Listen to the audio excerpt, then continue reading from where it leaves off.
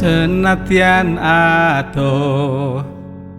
paranku ra iso bendina ketemu esuk awan wengi tansah kelingan kowe sing paling tak sayang.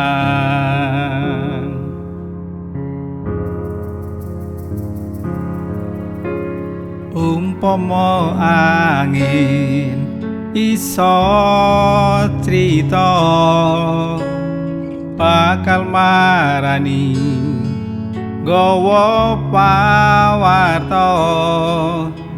sepira jerone rasa tresna sing dadi kekuataning raga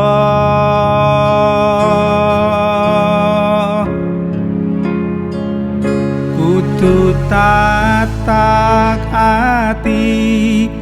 kanggo ngadepi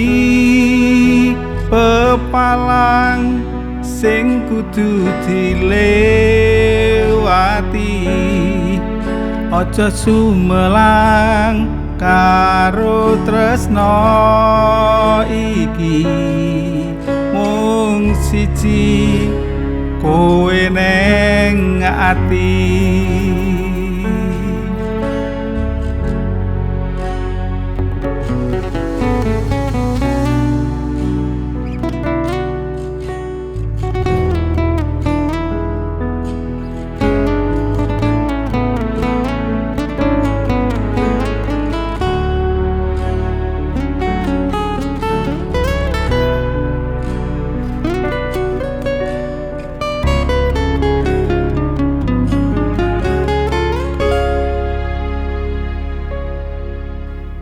Umpama angin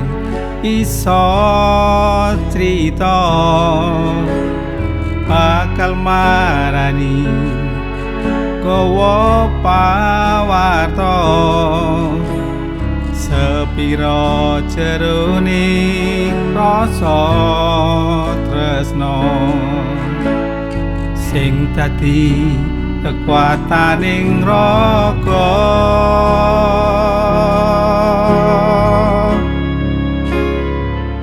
kudu tatak ati kanggo ngadepi pepalang sing kudu dilewati aja sumelang karo tresna iki mung siji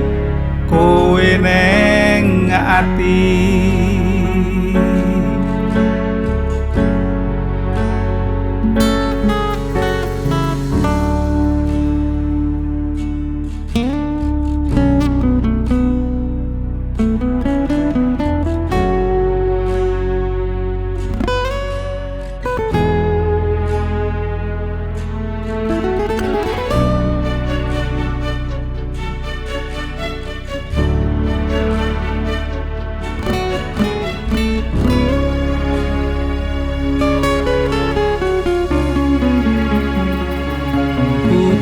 Tatak ati kanggo ngadepi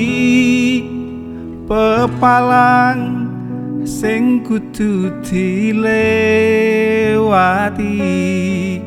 aja sumelang karo tresna iki mung siji kowe neng ati kudu tatak ati kanggo ngadepi pepalang sing kudu dilewati aja sumelang karo tresna iki mung siji kowe neng ati mung siji